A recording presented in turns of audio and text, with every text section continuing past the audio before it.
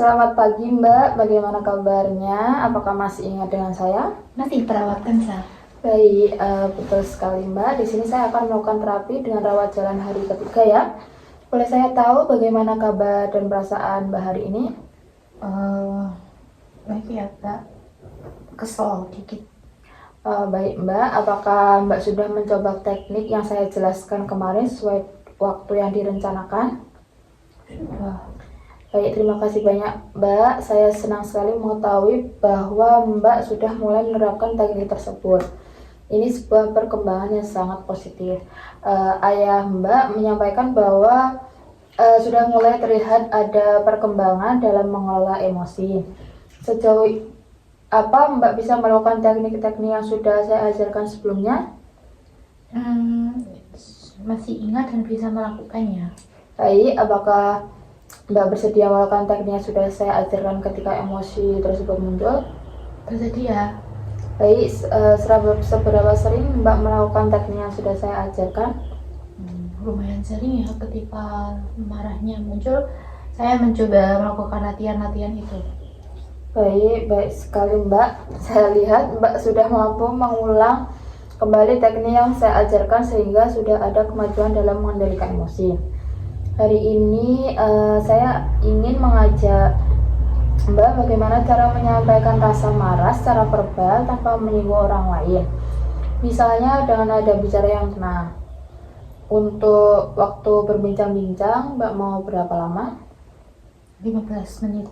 Baik, 15 menit. Tepatnya nanti di sini lagi ya Mbak. Ya.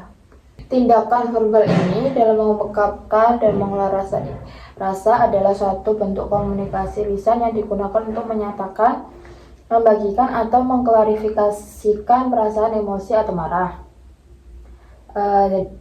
Lalu tujuannya untuk mengelola emosi tersebut dan mencari solusi untuk situasi yang memicu kemarahan.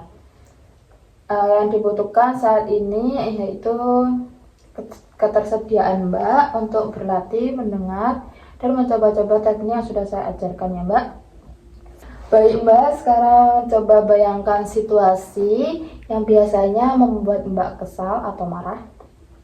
Kalau sudah terbayang, saya ingin Mbak mencoba menyampaikan rasa marah itu lewat kata-kata tanpa teriak atau membentak ya. Misalnya seperti, saya tidak suka kalau kamu bicara seperti itu. Nah, sekarang silakan Mbak, boleh dicoba. Saya tidak suka kalau kamu bicara seperti itu. Baik, bagus sekali Mbak. Suara Mbak sudah lebih tenang. Kalau ingin diulang dengan kata-kata lain silahkan ya. Kita bisa coba beberapa cara penyampaian sampai Mbak merasa nyaman.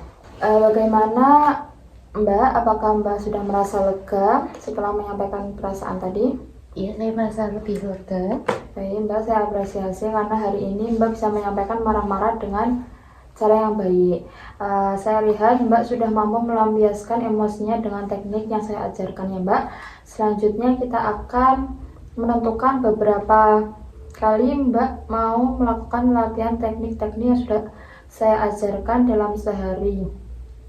Kapan waktunya Mbak? Pagi sama sore.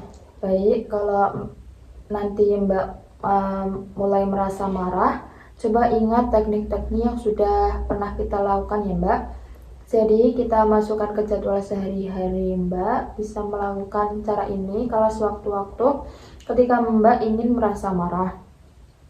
Baik Mbak, bagaimana pertemuan besok kita mengevaluasi kembali dari pertemuan-pertemuan sebelumnya agar masalah ini cepat teratasi. Baik Mbak, untuk pertemuan selanjutnya Mbak mau di jam berapa? Jam 10. Baik Mbak, kita akan ketemu di jam 10 ya untuk pertemuan selanjutnya. Mbak mau di sini apa di tempat lain? Tetap di sini. Baik Mbak, jika tidak mau mengganti ruangan, kita ketemu di ruangan ini lagi ya. Sampai jumpa, bertemu besok. Selamat siang. Siang.